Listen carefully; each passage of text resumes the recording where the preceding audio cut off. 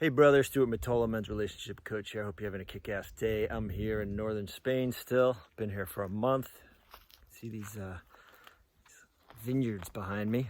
Super cool. In this video, I'm going to talk to you about how to use anger productively to go after what you want with your partner. And I'm going to give you some tools in this video that's going to help you put that into action immediately, because at the end of the day, it's action that counts. Information's only going to get you so far. So check this out. So maybe you're this guy who I was. I was married for 25 years. And when you're married, of course, you're limited in who you can have physical intimacy with, who you can have sex with. So in my marriage, sex had gone down the tubes, and I was fucking angry. I was pissed. I was like, oh my God, woman, you expect me to stay married to you and you're not even open to physical intimacy? And so, and at the same time, I didn't want to rage on her. I didn't want to express that anger. And today, a lot of us guys really struggle to understand how to use that anger productively. And so one of the ways that I did was I realized I didn't want to bash her. That wasn't going to make her want to, be physically intimate with me. It would just shut her down even more. So I did a few things, and I'm going to tell you what those were in a moment. But first, I'll tell you what I was doing, what I see a lot of guys doing. Just shut it down completely. Don't even acknowledge the anger. Stuff it down, because we don't want to be that asshole that we saw modeled. Maybe it was our father or an uncle or just some angry dictator bully guy who, made a huge impression on us when we were younger. And for me, that was my dad. Be vulnerable here for a second. I loved my dad. God bless him. He's no longer here. And beautiful man and amazing qualities in many ways, but he could not figure out how to deal with his anger. So it showed up in our household with him yelling and screaming a lot. And what effect do you think that had on me? When I was married, I didn't want to be like my dad in that way. I did not want to be raging on my wife and blowing up all the time. So I completely suppressed it. I shut it down.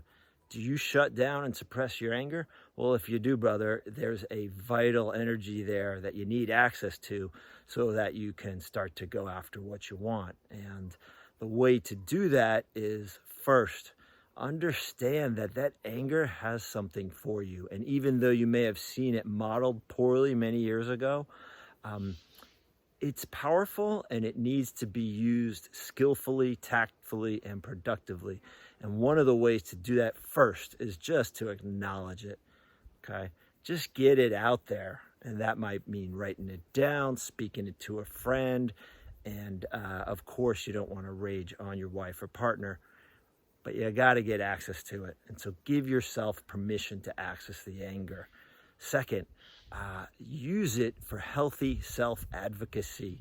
Learn how to use that anger so it doesn't become what you feared it would become, and that is aggression.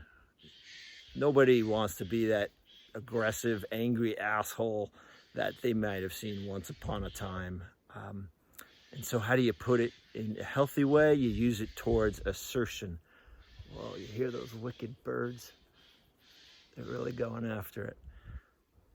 So assertion is essentially healthy self-advocacy. And I see time and time again, a lot of guys won't even get to this step because they don't even acknowledge that anger can be beneficial for them. Healthy self-assertion looks like bringing it forward to understand what the anger wants from you and of you. The anger wants you to go after what you're suppressing, okay? What you're withholding, because that withhold causes an inner compression inside of you. And it's very easy to then go project all that onto your wife or partner. And of course, we don't want you doing that. I don't want you doing that. So instead, notice, are you angry at yourself? Okay, this might be an unconscious thing you might not even be aware of. Well, I know sure as hell I was angry at myself for getting myself in that shit show of a marriage where my wife was shut down sexually to me. And I know this is common, and a lot of guys are dealing with this after many years of marriage. And it's irrational. Anger is irrational. It was irrational in the way that, I was pissed that I was in this situation. I could not have physical intimacy with my wife because it just wasn't really on the table with her. Okay, so I'm going to talk to you about a key step in self-advocacy that's going to help you speak to your wife or partner in a way where you're not raging on her and you're not doing the aggression thing on her.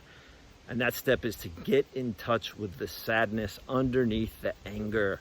That's a huge step. I often like to say that anger is a top level secondary emotion, whereas the sadness underneath is the deeper level primary emotion. And in my case, the sadness was that I didn't feel loved. I didn't feel like my intimacy needs could be met.